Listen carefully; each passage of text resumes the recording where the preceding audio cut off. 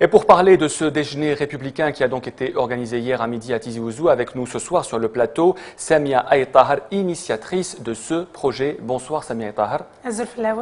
Première question, votre déjeuner que vous avez qualifié de républicain, beaucoup de gens l'ont qualifié de provocation. Y a-t-il ou non une part de provocation dans l'organisation de ce déjeuner à midi en public ? Alors déjà, la question de la provocation se pose, comme toutes les questions, en fonction de la perspective. C'est-à-dire, la question se pose toujours sur de la part de qui, de la perspective de qui, est-ce que c'est une provocation? Alors de notre part, nous, ça répond à un droit de nous exprimer, à un droit de faire entendre notre liberté d'exister en tant que telle et sans se cacher, sans que cela soit de la provocation. C'est un exercice naturel d'une liberté individuelle qui ne devrait pas, enfin, qui de notre point de vue n'est pas placé sous le signe de la provocation. Le ministre des Affaires religieuses a qualifié ce déjeuner de provocation parce qu'il a lieu à midi et en plein mois de Ramadan. Quel est l'objectif exact de ce déjeuner? Pourquoi l'avoir organisé maintenant et pendant cette période? Alors, on le fait en Kabylie, en tous les cas parce qu'il y a une attente citoyenne par rapport au fait d'assumer le fait que les non-jeûneurs ne jeûnent pas et qu'ils n'ont pas à se cacher pour exercer leur liberté. Donc, les objectifs, ils sont variés. Déjà, on a voulu briser le tabou du fait que c'est un mois qui doit être comme tous les autres, où la croyance est strictement personnelle. Puisque la croyance est personnelle, Samia Aïtahar, pourquoi ne pas manger chez soi, mais devant tout le monde, dans la place publique de Tizi Ouzou, puisque vous parlez de croyances personnelles? Pourquoi l'action n'a pas été personnelle, puisqu'elle a été collective? Parce qu'elle est faite pour susciter le débat autour des interdictions qui n'ont pas lieu d'être. Les cafés sont fermés, les restaurants sont fermés, on n'a pas de possibilité de manger dedans pour effectivement peut-être ne pas manger dans la rue, ne pas boire dans la rue. Donc manger chez nous, effectivement on le fait quand on a la possibilité parce que c'est plus économique, parce que c'est mieux. Mais dans des cas comme cela, on ne voit pas pourquoi on va être obligé de se cacher. On nous pousse vraiment vers l'hypocrisie et vers l'acceptation d'une norme sociale qui vient de l'imposition en fait d'une croyance, d'une minorité ou d'une majorité ou de ce qu'on veut sur une autre partie de la population. Est-ce que vous ne considérez pas avoir heurté la sensibilité des jeûneurs de manger devant eux à midi? Est-ce que vous considérez que c'est un acte aussi provocateur à l'égard de ceux qui jeûnent le mois de Ramadan, et ils sont nombreux évidemment en Kabylie? Oui, je pense que, donc, comme je vous disais tout à l'heure, c'est un problème de perspective.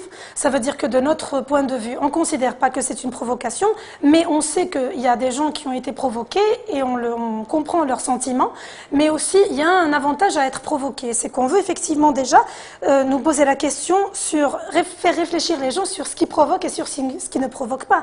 Est-ce qu'on va s'insurger parce que quelqu'un boit de l'eau, parce que c'est 45 degrés et parce que vous faites le ramadan? L'Aqdar, Srimani,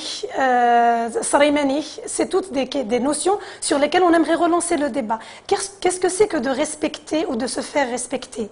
C'est quoi la réciprocité dans le respect? Est-ce que le fait que je respecte votre droit à jeûner, parce que je ne l'ai jamais remis en cause, c'est pas un rassemblement qui est venu remettre en cause le droit de jeûner ou le fait de dissuader les gens de jeûner. Le fait que je le respecte, est-ce que ça fait que vous ne devez pas aussi respecter mon droit à faire comme si c'était un jour tout à fait normal? On va parler à présent de l'aspect religieux, ce déjeuner républicain qui est le premier en Algérie qui a eu autant d'importance, près de 450 personnes ont été présents. Est-ce que c'est aussi l'expression, comme vous l'avez dit, d'un ras-le-bol ou c'est plutôt le rejet de la religion?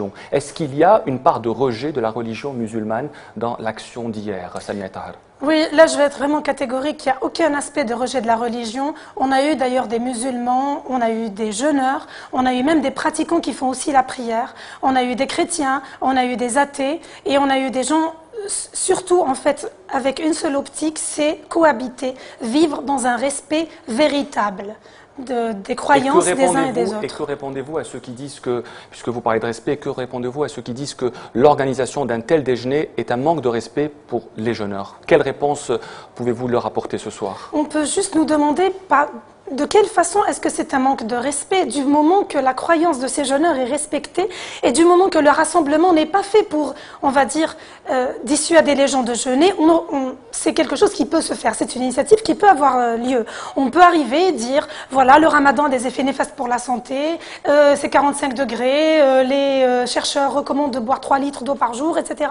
Ça n'a pas du tout été l'objet. L'objet, c'était venir, faire un rassemblement et partager un moment où on promouvoit promouvoient ensemble la liberté de culte, la liberté d'exister, sans se cacher, sans l'hypocrisie. Il faut rappeler que l'article 44 bis du Code pénal stipule qu'est puni d'un emprisonnement de 3 à 5 ans et d'une amende allant jusqu'à 100 000 dinars à tous ceux qui portent atteinte ou offense au prophète et à Dieu. Beaucoup de juges extrapolent cet article du Code pénal pour punir les non-jeûneurs. Est-ce que vous appelez aussi, puisque vous appelez à l'ouverture des restaurants pendant Ramadan, est-ce que vous appelez aussi à la révision de la loi?